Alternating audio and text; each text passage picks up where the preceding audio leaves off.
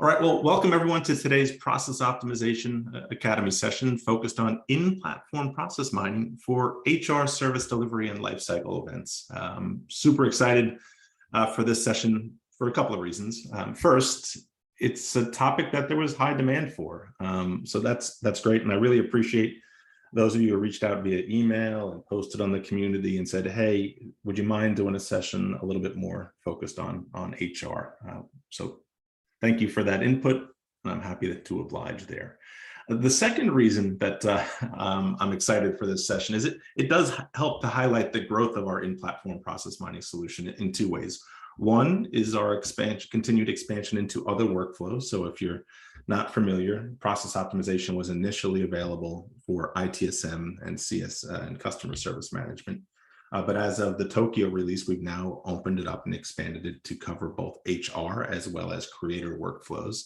And the goal long-term is to continue to expand and have complete coverage for all workflows on the platform with process optimization. The second thing that's sort of cool about this session is it allows us to kind of highlight, or not kind of, it allows us to highlight one of Tokyo's enhancements, which is multi-dimensional mining, or the ability to visualize interconnected processes in a single map. So we're going to look at an onboarding example today in which you have a high-level lifecycle event, and then there'll be subtasks that could be aligned to that onboarding case. But before we get started and get to all the fun stuff, we have to get to the Academy housekeeping and the Academy housekeeping, get that out of the way. For the newcomers and those who just happened to stumble upon one of our recordings for the first time. And the recordings are becoming more and more popular. The views, I'm very humbled by the amount of people that are interested in the topic and viewing it. And I anticipate there's going to be a lot of new viewers due to the focus on HR this time around. So the purpose of these sessions are to help us all get better educated on ServiceNow's in-platform process mining capabilities. We'll provide how-tos, practical guidance and use cases, product updates, and just as a group exchange ideas and collaborate so we all continue to get better. How the sessions operate, we'll have a scheduled topic that we'll cover usually for the first 30 to 40 minutes of the session. Then we'll open it up for questions on the chosen topic for that session. Then we'll open it up for general questions that go above and beyond the topic, sort of an office hours style fashion. The sessions are recorded and eventually posted on the community. So just be aware of that fact. When you go to answer your question, you are going to be recorded. And finally, feel free to post your questions in the Q&A section. I'm going to open the mics up towards the end of this, but having the questions in the Q&A are super helpful. If there's times where I can get to them as we're waiting for something to happen on an instance, I'll get to those questions in the Q&A whenever that's possible. And then for situations where we don't have an answer for your question immediately, we'll follow up and post them to the Process Optimization Product Hub on the new and improved community forum that's out there. I mean, maybe we'll use them as a topic for a future session. And that's, again, a reminder, if you've got ideas for sessions or things you want us to cover on these calls, please post them on the community. I'm always looking for new ideas. This is the slide that says anything we say and do here today can't be held against me in the court of law. It's also the slide that says, as part of these conversations, if we make any forward-looking statements about what might be coming in future releases, you should take them as forward-looking statements and make no decisions based on them because things are always subject to change. I'm assuming you've read the fine print. Now, for those that are new, just a quick intro to me. My name is Dane Grady.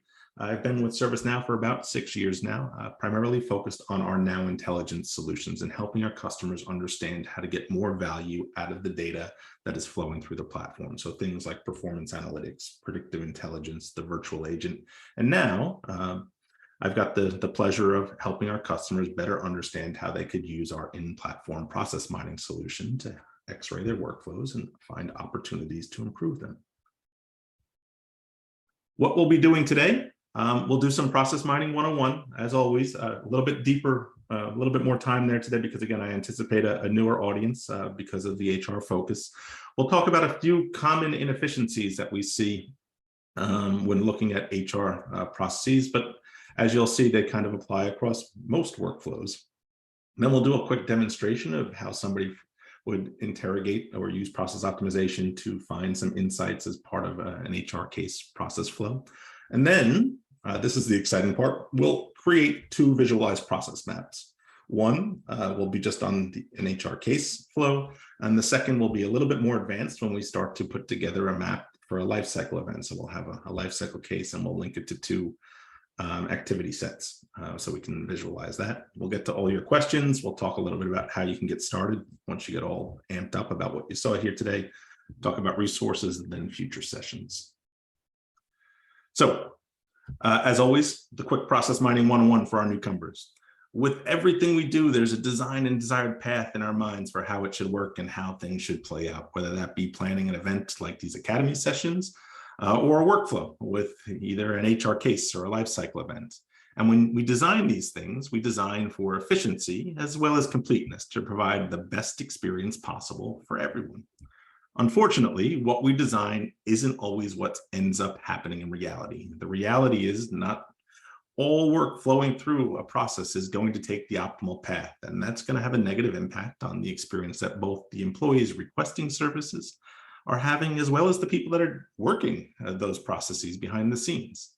And identifying what is actually happening within our workflows and then improving them isn't always the easiest thing to do.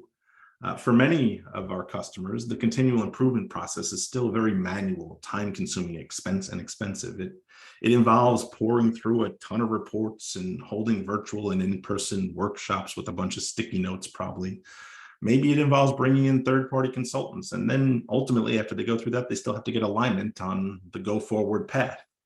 At the speed that most of you are moving these days, even when you get through all of this, so much time has passed that the optimal path forward has likely already changed. What process optimization or in-platform process mining offers our customers is the opportunity to do better.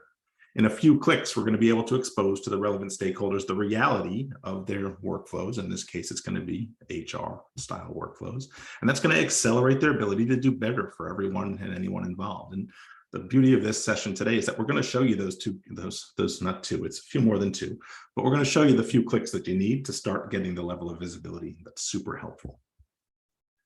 Now, some of you might be saying, hey, we already have a bunch of dashboards that help us answer questions about our HR workflows.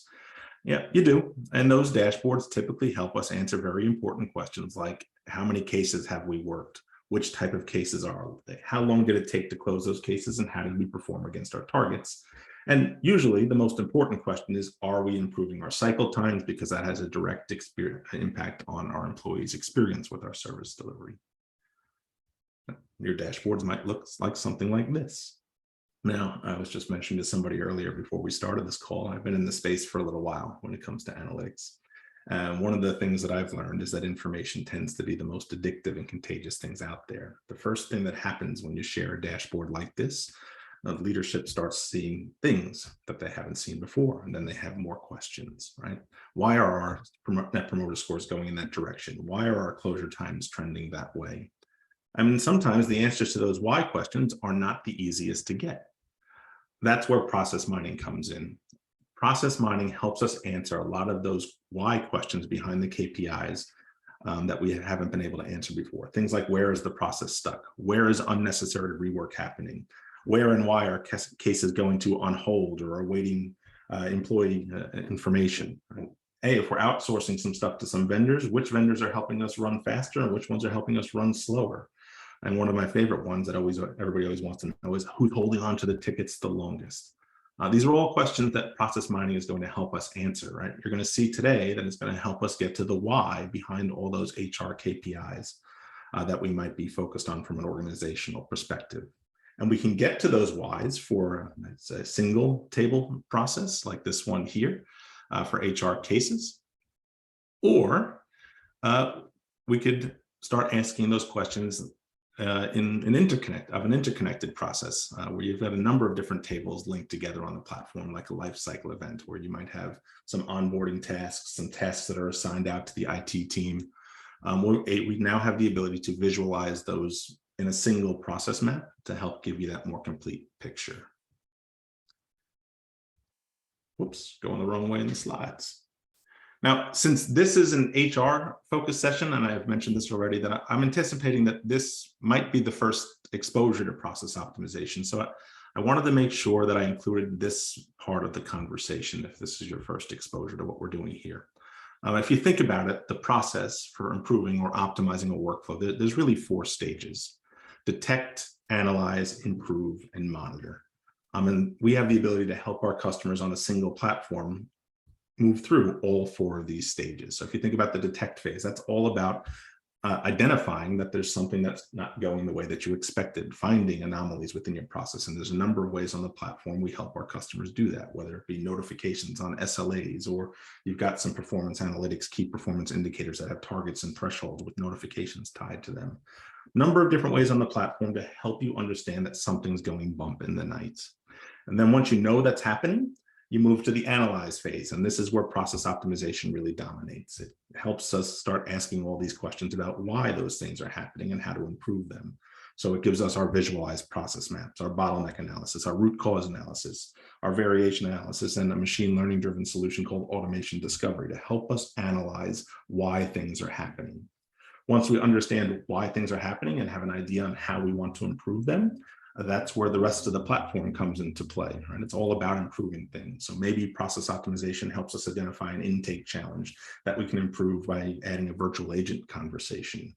Maybe process optimization helps us identify a multi-hop issue, and we can address that using predictive intelligence to help cases find the right assignment group in a much more efficient fashion.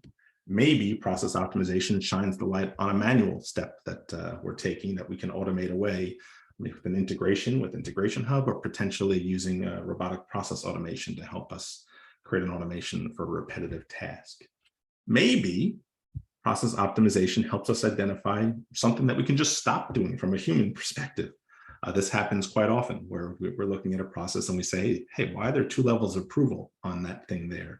Maybe we just need 1 level of approval, and that will remove 3 days from our closure times, or average closure times.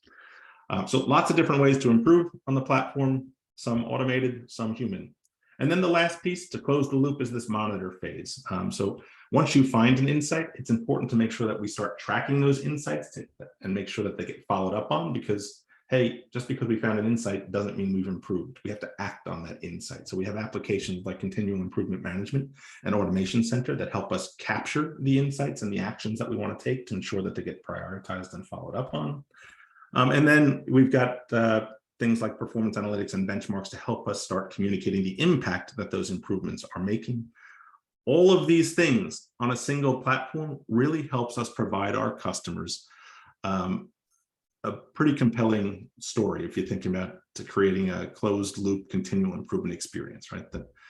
That's the key here, is making sure that this is a closed loop repetitive thing, right? We want to make sure that process optimization becomes part of our routine and just not this one-off process mining science project that we're doing. It should be a continual thing because we're always striving to get better. The fact that you have all the pieces on a single platform is a big benefit to many of our customers, and we think a pretty unique experience.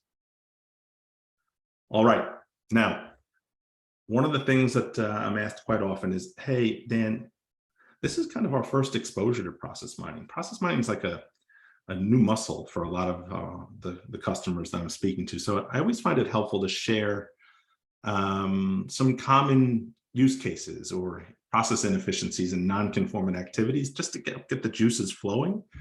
Thinking about, hey, you probably have some of these things, you haven't been able to quantify them or maybe communicate the impact so to help you prioritize improvement projects inside of the organization. The first is multi-hop issues, or in some cases, ping-ponging between different groups, right? Reassignments are very time consuming and in general reduce overall productivity. And there may be any number of reasons why a case is getting reassigned, but in order to improve, we need to get a handle on who is reassigning cases and the types of cases that are being reassigned and to whom. And once we get a better understanding of this, we can take actions to reduce the amount of reassignments that are taking place and improves our speed and productivity. So multi-hop issues, something that process optimization is really good at exposing or providing insights around. The next one is the misuse of the suspended state, or I've heard this called, some people call this, how do we catch people that are gaming the system, right? The suspended state exists for a reason, but sometimes it's misused, and it's just some people are just using it to stop the SLA clock. And obviously, this has a negative impact on throughput times and ESAT scores. So getting better visibility into how often the suspended state is used, by who, when, and how long it's used is often useful information for organizations. Now, sometimes cases require us to go back to the employee for some additional information. And this might be part of the process, but other times these situations highlight an opportunity to improve an intake experience and gather more relevant or necessary information upfront to speed the closure process, right? So you've got different parts of the process. Sometimes we need to get employee acceptance. Part of the process requires us to get employee acceptance before we can close the case.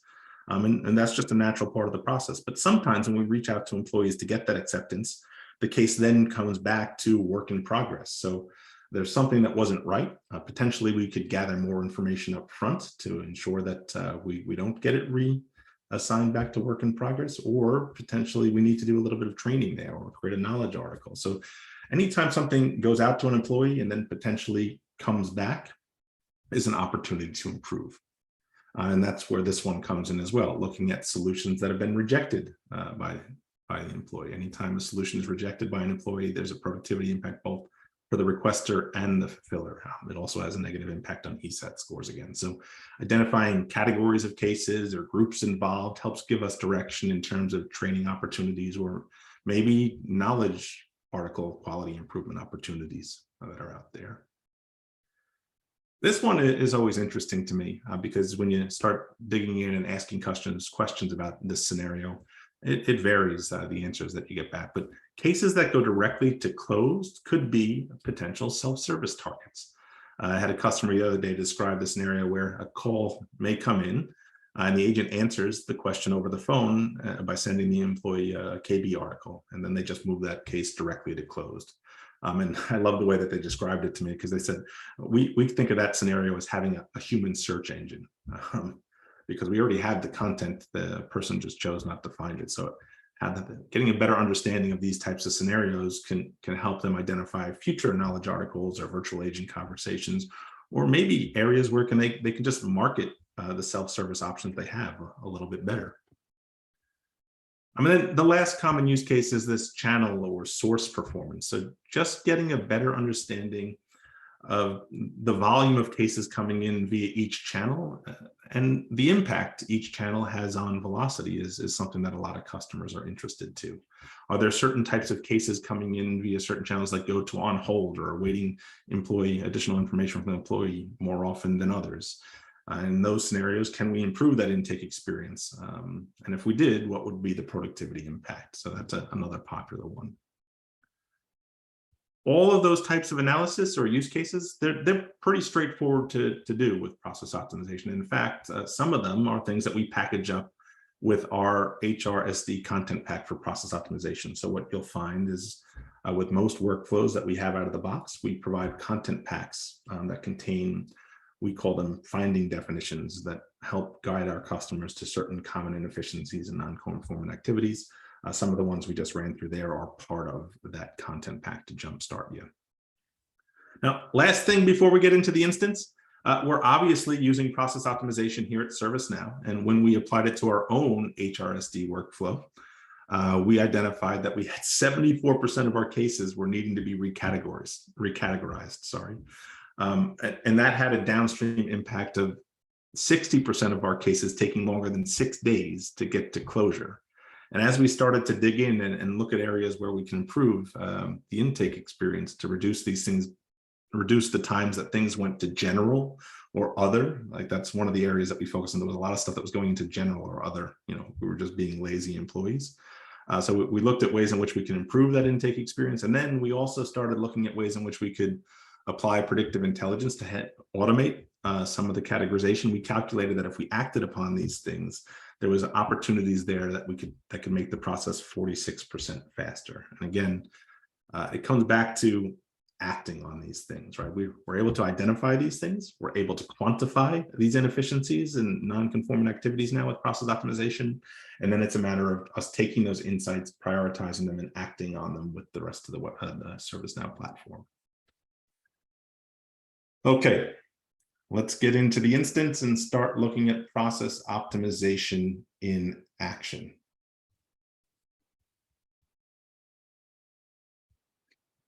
Now, I'm going to start my journey here on a performance analytics dashboard. Just to be clear, you don't need to be using performance analytics to use process optimization. Do we think it helps you create a more complete experience if you are using the two in combination? Yes, but it is not a requirement to be using performance analytics to use process optimization. But in many cases, your journey might start on a dashboard like this or somewhere else, where you're looking at some key performance indicators around HR case management, like ESET scores and closure times. And you might see that your closure times are trending upwards, which is going to trigger the question of, well, why is that happening? And right from performance analytics, you can drill down and you can get to process optimization and the process optimization workspace. Again, don't have to start this way, but you could. And it's going to take us to a landing page for the mining we've done for our HR cases. And in this case here, we've mined about 2,500 HR cases. Those HR cases have taken 234 routes to get to closure, and their average duration is 6 days in this case. The first thing that you're going to see on this summary and insights page is these insights cards. And these are things that come as part of those content packs we provide. You also have the ability to create your own insights cards. And we have some other recorded Academy sessions on creating finding definitions to generate these cards if you're interested in learning how to do that. But it's going to highlight things like, hey, those solutions that are getting rejected after proposed closure. And we're going to come back and dig into this because, wow, we've got 72% of our cases of these 2,500 that we mined that met that criteria. Or those cases that are slipping through the cracks and going directly to close from ready and then being reopened. Or those cases that are misusing the suspended state. So these insights cards, again, highlight some areas of opportunity, and we can drill down and narrow in and just focus on these cases right from the beginning. On this summary and insights page, we also have our bottleneck analysis, which is going to show us things like which hops are happening most often, or hey, which hops in the process are taking the longest to complete on average. We can start focusing on the bottlenecks within a process.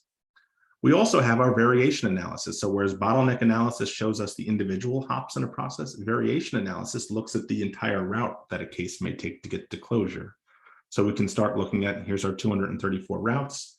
Maybe we want to look at the route that was taken most often by cases, or maybe we want to look at the ones that have the most steps. And this is going to look a little bit scary, but I'm sure you have a few cases that have went this route as well back at home.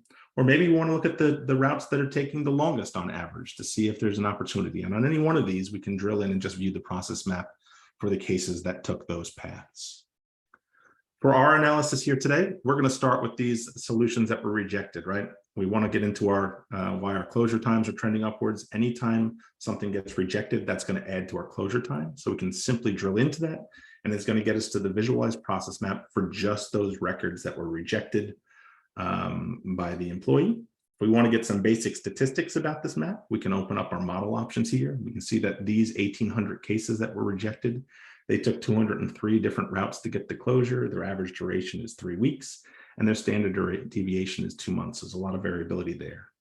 Now, some of you might be saying, hey, Dan, that doesn't look like 203 routes in that map. And that's because by default, we're just showing you the top 20% in terms of volume. But you could expand that out if you want to look at all the different routes that things are taking. We could expand it out and look at those as well. I'm just going to focus in on our 20% because that's going to be the easiest place to start from an analysis perspective.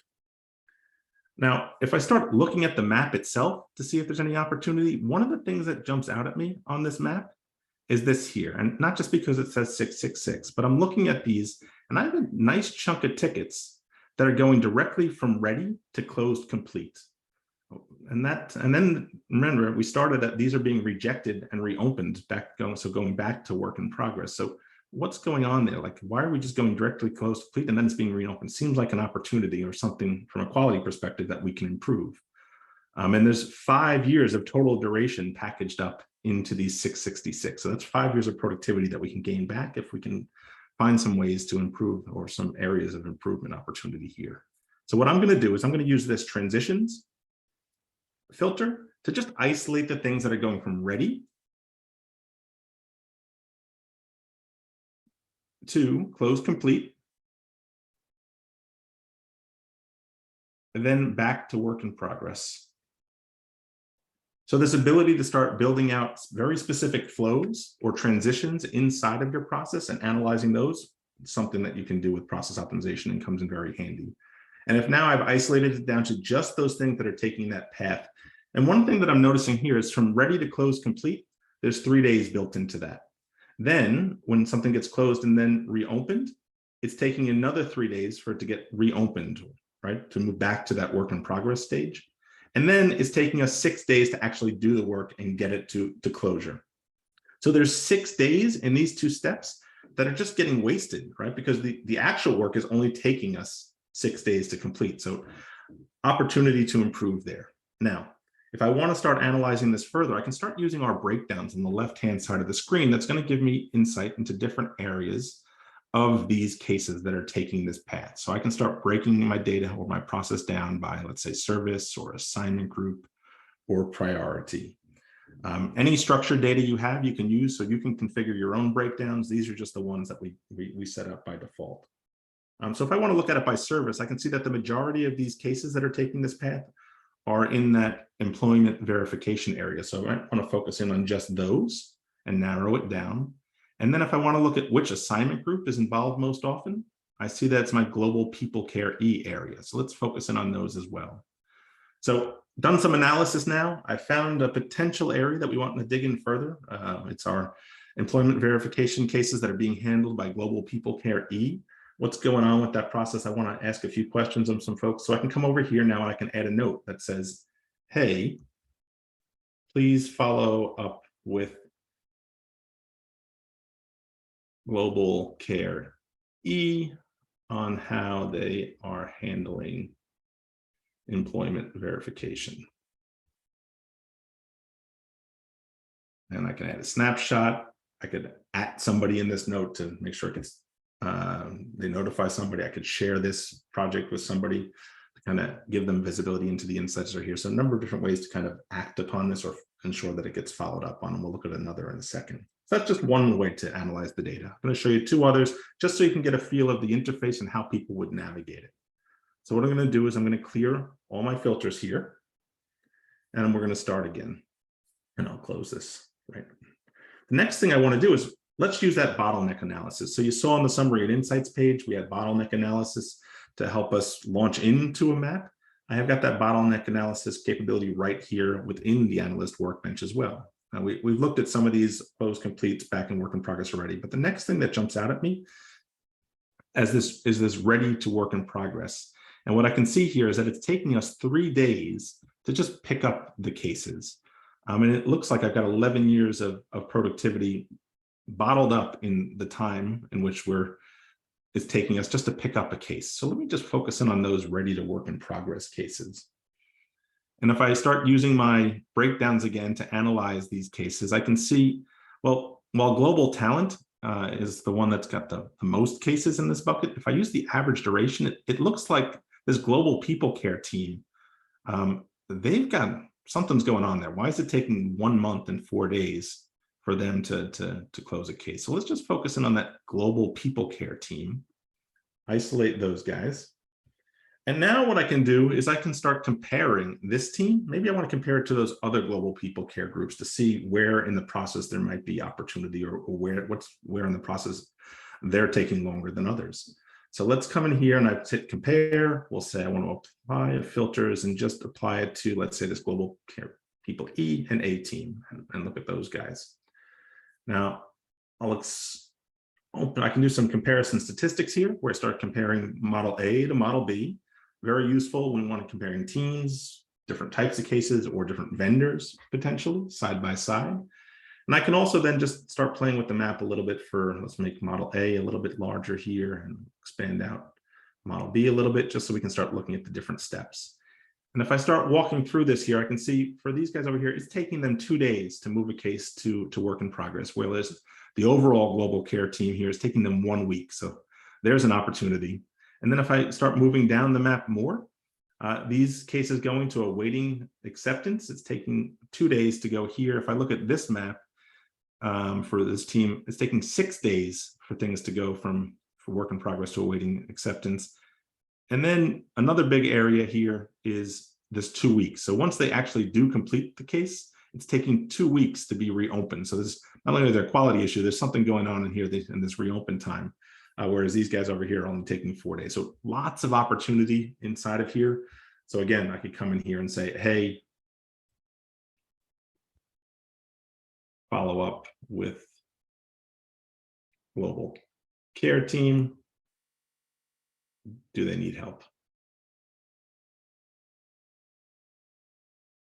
And I'll attach a snapshot and post that. Last use case inside of here that we'll just touch on real quickly. I'm going to come in here. I'm going to close the comparison. I'm going to clear all my filters and then just look at this priority piece. So we'll clear all the filters again. And I've got some priority breakdowns. And what I notice here is I've got some P1s. Actually, 30% of my cases have been classified as P1s, but it's taking me 10 days to move through these P1s. That's not a good thing. I'm sure that's not a good thing. So let's just focus in on those P1s. And if I come over here to the service, it looks like my referrals, right? 1 month and 1 week for referrals. And these are P1s. What's going on with those? And I can focus in on these referrals, hit apply, and start looking at the process itself. Maybe I want to expand the map and see where in the process there might be some opportunities. And if I start looking at this, the fact that for P1, it's taking 5 days for these to get to work in progress is a problem, right? And just so I can see, I've got my histogram here that helps me kind of show the distribution. So it's not like 1 or 2 things that are skewing this. It's taking me 7 days for things that get reopened. And again, just making sure that most of the stuff is falling towards the front and it's not 1 or 2 cases that are out there skewing things. Just some opportunities to improve here, especially these ones that are going to awaiting acceptance, also an opportunity. Now, if I bring this back and say, let me just, that's referrals. So there's an opportunity referrals, but where else is there opportunity with these P1s? Well, employee verification has the highest volume. Let's look at those. And if I expand this out a little bit, what we'll start to see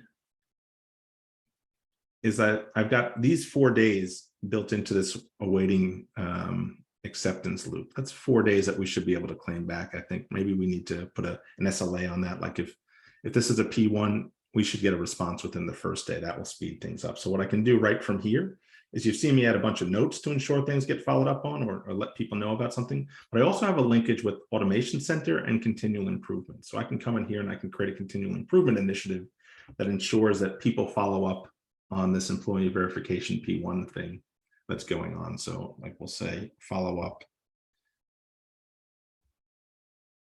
or improve P1 experience for employee verification process. And this will create a continual improvement management record, as you've seen in other class academy sessions. And then we can take these improvement initiatives, prioritize them, share them with other folks, attach projects to them or tasks to them to make sure that they get acted upon. So just 3 different examples of types of analysis you might want to do. I wanted to kind of give you a sense or a feel for how you might navigate the interface and identify some improvement opportunities. Real quick before we get to the authoring piece, just so we can look at, let's say, so we looked at a single process map. Let's open up an onboarding example. And again, real simple, straightforward example. Well, we kept it a little bit more simple. One of the things I will say, these interconnected maps, lots of power, but just like with Spider-Man, with great power comes great responsibility. Right? Just because we can create these interconnected maps doesn't mean it's always the best way to start answering the questions you have about your processes. Very often you might see something in let's say performance analytics or on a dashboard somewhere that tells you that you might have one part of the process that's a problem area. If you already have identified the part of the process that's a problem area, it might be easier to do your analysis with a single map instead of these interconnected ones. But if you're just starting out and you want to dive into this, you can do this as well. So you've got, in this case, we've got onboarding. The main parent case, lifecycle event case, is over here on the left-hand side. I'm going to zoom in a little bit so you can just see. And what we've done here is it walks you through the different activity sets that are part of this. So I can see we've got our pre-boarding tasks. Then it's taking us 4 weeks to go from our pre-boarding tasks to our day one prep tasks, and then 1 week to go from our day one prep tasks to our day one tasks. And if I want to drill into any one of these areas, let's say I've got my pre-boarding test, I see that's taking me 4 weeks. I might want to just jump into those tasks and start analyzing those. So I can come over here. I've got my pre-boarding tasks. I can expand this out. And now I can focus in on those pre-boarding tasks, use my slider to open those up and start analyzing that part of the process. So these interconnected maps, again, give you a nice holistic picture about what's going on inside of a process. But again, you may say to yourself, this might be a little bit too much at first. I want to just focus in on a specific task or a specific part of the process to do my analysis. Really up to you, but it's nice to know that you have the flexibility to create these types of maps if you want. And we're going to walk through the process of creating one in a couple of minutes. All right. Now, most of you are sitting there saying, Dan, this is awesome. Like, how hard is this to do? And that's what we're going to do next. We're going to create our first visualized process map for HR case. So to do that, we're going to come here. And just so you can see, I'm on this screen. If you ever wanted to get to the screen, you'll say Process Optimization in your left-hand nav, and then you can get to the Analyst Workbench right from here. And that'll take you to this screen, and we'll say Create New Project. We're going to call this one Academy HR Case. And we'll say Save. And then we're going to be presented with the screen that allows us to configure the data that we want to mine. And down here, we've got a related list for our table configurations. We'll hit New and set up our table. And the table that we're going to want to use in this case is going to be our HR case. So we'll give this the name HR Cases. Which table do we want to use? Well, we want to go find our HR case table. I always like to hit preview here to see the volume of records that I'm working with. In this case, I've got 15,000 demo cases inside of this instance. Now, best practice dictates that we should focus on cases that are closed, right? From an analysis perspective, we really want to be analyzing work that has completed the process. Remember, we're doing process analysis here. Let's make sure we're comparing apples to apples and looking at things that have went through the cycle of closing. So we'll say active is false. And then the next question that typically comes up is, hey, like, what is the right volume of data? How much data should I be using, or how much data do I need to use process optimization? The answer to that question is, what is a relevant data set for the analysis that you want to do and the questions that you want to answer? You don't need to analyze 2 years worth of data to analyze how effective your process is. In fact, your process has probably changed a bunch over those 2 years. And it's really, in most cases, probably best just to focus on the last month worth of cases, or maybe the last quarter worth of cases. Maybe you want to focus in on cases for a certain category or service. You just want to narrow the data down to what is a relevant set of data for you. You could mine 5 cases if you wanted to mine 5 cases. Don't really need to have a large volume to do this. So we're going to come in here. I want to just, so you would say, if you were doing that, let's just say things that were closed on the last quarter, right? If you wanted to do that. My demo data, a little bit older. So what I'm going to do is I'm just going to use the criteria here to isolate just my demo data. So I'm going to say created by is PO_HR_demo user. And that's going to narrow me down to my cases that I know have the relevant audit data to do this. And we'll say save. And then once I save that, I've only got one more step that I have to take, and that's to create an activity definition. Activity definitions, what those are the steps in the process that you want to analyze. Very often we're focused on the state transitions within a process. So I can come in here and I can say, hey, you know what? I want to look at how things are moving from state to state within the process. Sometimes you're going to add assignment group. Maybe you want to look at how things are bouncing back and forth between assignment groups. You can have more than one activity for a mining project. I always like to start with just state to get a feel for the data that I'm working with and the analysis that I want to do, but you could have state and assignment group in the same map, you want to start looking at when maybe a knowledge article was attached. If that's changed on the record, if we're capturing that in the audit log, you can add that as an activity definition. You have to have one activity definition to run the project, but you can have more than one if you want to. And then the last thing that we're going to do here is we're going to add some breakdown definitions. We'll just add one for purposes of this exercise. But if you remember, as we were doing our analysis, we had HR service, we had assignment group, we had priority. You can add up to 10 breakdowns per model. In this case, we'll just add our HR service here. We'll say submit. And now we're done. I can go to my project definition and I can hit the mine button. And what this is going to do now is it's going to harvest the relevant data based on the criteria that we just provided from the audit log tables. It's going to take that data, it's going to pass it off to the machine learning infrastructure. So the shared machine learning infrastructure that things like predictive intelligence and the virtual agent uses. We're doing all the heavy duty number crunching on that shared infrastructure. So there's process optimization should have no impact on the performance of your instance because all the heavy duty stuff is happening in that shared infrastructure. Once the mining is done, it's going to spit that finished model back into your instance and you will have your visualized process map. Now, this is the part of the exercise where, since we're using that shared machine learning infrastructure, you're basically in step 2 here, we're getting in line. We're getting in a queue of others, with others to say, hey, when is it my turn to get my mining done? So this could take anywhere from 30 seconds. It could take anywhere from 5 minutes or 10 minutes. Went pretty quick here today, which is good. We were first in line. And once it does this, the number crunching happens, it's going to spit the model back in. I'm just going to check here in the Q&A while we're waiting for this. Don't see any questions in the Q&A as of now, so that's good. And this completed. So we'll now open up our analyst workbench and we'll have our visualized process map. It's just that straightforward, right? It's that easy to set up. It's one of the things that we believe give our customers a huge advantage from when they start thinking about getting involved with process mining and using it to find inefficiencies and non-conforming activities in their process.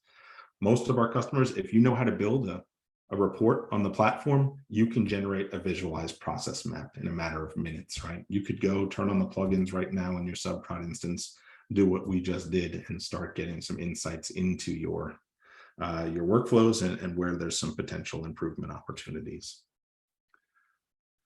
All right, that was straightforward HR case, awesome. Now we're going to take it up a notch and we're going to do a lifecycle event. And again, this is a little bit more advanced, so we'll go slowly through it, but I want you to see the process. It's not overly difficult. It's just got a few additional bells and whistles. So we'll call this Academy Lifecycle Event, and we'll hit save. Now, in this case, we're going to have multiple tables that we're linking together. Essentially, we're going to be linking together the HR Lifecycle Events case table and some HR tasks. So we'll hit New.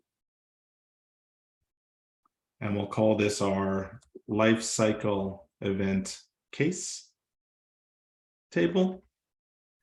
And the table that we want is our HR Lifecycle Event case. And then the criteria that we're going to use, again, I've got my created by, which gets me to my demo data. Oops, created by. I don't really have the best demo data in this scenario for lifecycle event yet. So we'll say created by is PO_lifecycle event demo user. I'll hit preview. And then I'm going to add this condition of parent is empty. Should be good. Great. Narrowed it down to the data that I know I have for my lifecycle event. Again, you'll probably have timeframes and kind of closed in your cases. I just back to what is the relevant data for the analysis that I want to do from a demo perspective. That's the relevant data that I have in this case. And then we're going to add our activity definition. Have to have an activity definition. Again, state. Highly recommend that you use state when you're starting out. And then we'll add a breakdown just so we have one. And in this case, we'll make it, let's say, assignment group. So we've got our parent table set up at this point. Now what we want to do is we want to link these lifecycle event cases to the tasks at each of the different activity set levels throughout the process. So I'm going to go back to my project definition. And I'm going to come in here and I'm going to add a second table. And it's going to be my task table. So we're going to call these pre-boarding tasks. We want to link to this pre-boarding. And those tasks live in the HR task table. And I'm going to set this up to be, I need to get the ones that are underneath activity. And in the activity set called pre-boarding. So we'll say the title is pre-boarding. Just make sure that I got that right. Great. And then if I add in my demo data filter again, created by is PO_LE_demo_user. I got that right. Perfect. We'll narrow it down to that set of data. So again, isolated the data or the tasks that we want to analyze here. And then since we want to link this to our lifecycle event case, we have to choose the relationship. In this case, it's a child because we can have multiple HR tasks linked to that case. Typically, I look at this and say, hey, if these things could be living in a related list on a record for that parent, I'm going to use child. If it's something that I would link via, let's say, a magnifying glass to that parent case, I'm probably going to be using the reference relationship. That's just how I think about it. Now, which table do I want to link this to? I'm going to link it to that lifecycle event case table that we created in the first step of this. And then what field is going to bind these things together? Well, I'm going to use the parent field that's there. So we've configured this piece and we'll say save. Actually, we should have just said submit. So then we've linked our pre-boarding. Oh, I need to give an activity definition. That's right. Always have to have an activity definition. So we're going to say state again. Here, say state, submit. We got one table. And then what we're going to do is we'll go back to our project definition. And we'll add our second table. I'm going to move through this. I'm just being mindful of time. I'm going to move through this fairly quickly. Same exact process as we did the last time. These are our day one tasks. We'll come in here. We'll say HR task. We want to get our activity set. So we'll come here to activity, activity set title is going to be day one. Just hit preview to make sure I got that right. Yep, I'll add my qualifier condition created by,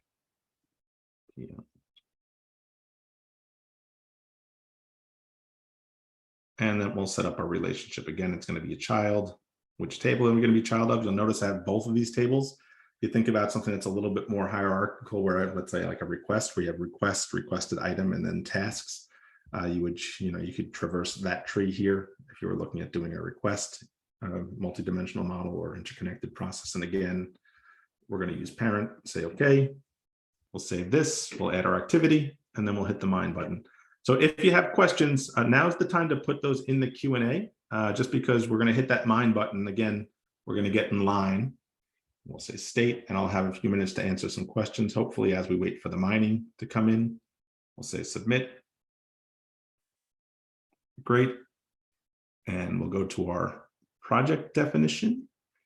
By the way, this is an important piece. If you started to fall asleep, now's where you dial back in. Look at this checkbox here. So for lifecycle events, right, each of these individual tables here, pre-boarding and day one, or activity sets, I should say, we're going to want those to show up as the transitions in our parent table on the map. So to make sure that happens, we're going to check this box that says use child table configurations as the activities in the parent model. So we'll check that box, we'll hit save, and then we'll generate the full model here. All right, that's going to run. I'm going to check for questions. I got a question here. So a question comes in: if you were doing this for ITSM on incident, change, or problem record where multiple tasks may be involved to service groups, I assume you could reference a specific CI in the CMDB in a similar fashion. Phil, I'm going to take you off mute just so I can understand that question a little bit better to make sure. I know, Phil, you always love to have the CI in your question. Go ahead, Phil. I think I took you off mute there. Just ask if you could ask out loud.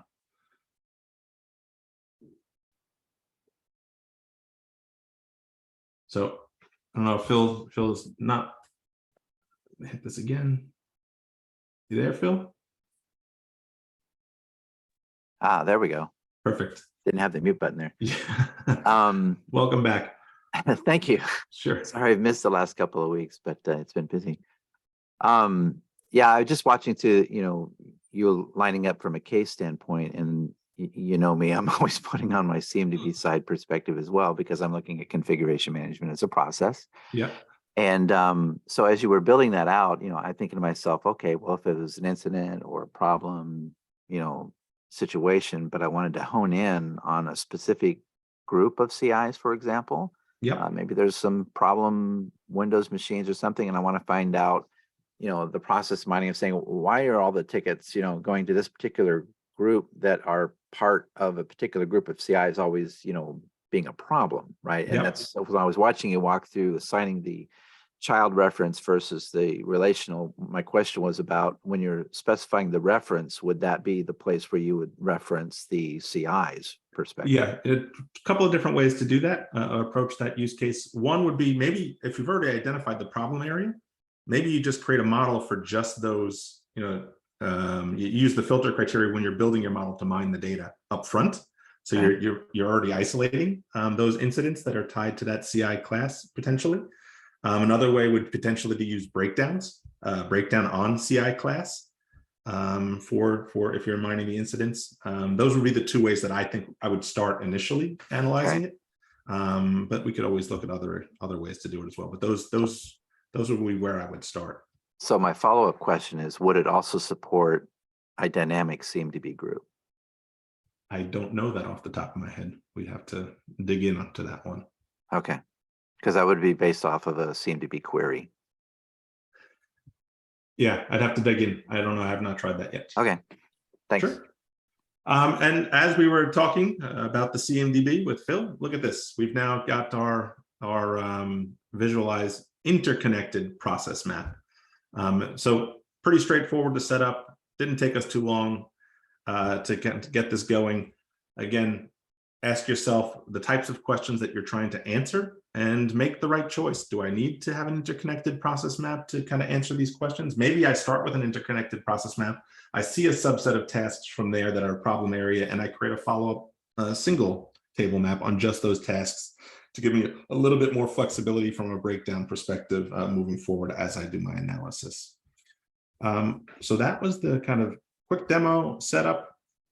We did creating our first HRSD. We did 2 visualized process maps in less than 15 or 20 minutes. One of them quite advanced. So let's open it up. Any additional questions, comments, thoughts that you have out here? Just looking in the questions here, see what we got. Good question. So John's asking, like, hey, who gets involved? I'm going to paraphrase John's question. Like, who gets involved in these types of analysis? Like, what are the typical folks that you're seeing? And from organization to organization, it varies in terms of who's using process optimization. And very often it's not just one person, right? You might have somebody who's comfortable turning the knobs like we just did there to kind of create the map, but then they might not be the same person as the person that's good at interpreting the map. That knows the process really well. So you can start asking questions like, hey, in the map, I'm seeing it's taking 6 days to go from this state to this state, or I'm seeing a whole bunch of these things in this category that are taking 5 weeks compared to everything else. The person who's configuring the model might not be the same person that understands the process well enough to say whether that's normal or not, or that's out of the ordinary. So really, it tends to be a combination of folks when we start working on using process optimization. Somebody who understands the data a little bit, somebody who understands the process a little bit, and somebody that can do what we just did. Sometimes in an organization, that's the same person. Sometimes it's more than one person doing those things. So it's a mix. And then in terms of kind of how this is used, that's something that I'm asking every customer we get involved in, right? Because again, we want this to be not a science project, but a regular routine thing that we're doing because we want to continually improve our workflows. So one of the questions that I'm constantly asking customers is, what is your continual improvement or process improvement cadence? Do you have weekly stand-ups where you review the process? Are they bi-weekly? Are they monthly? And I'm getting a range from customers. Sometimes it's quarterly, sometimes it's monthly, sometimes it's bi-weekly, in which this is involved as part of that kind of stand-up or that process review session. And there's some customers who are just starting on that journey and they're asking, what is the optimal check-in point? And we think anywhere from 2 weeks to a month, or every month is a good time frame. These projects that we just generated, you can schedule them. So it's nice to see side by side, month over month, do 2 different visualized process maps are fun to analyze, at least fun for me to analyze, to see how the process has changed. So everyone's a little bit different, but those are the trends that we're starting to see, John. I hope that helped a little bit. Anyone else have any questions they want to put in the chat?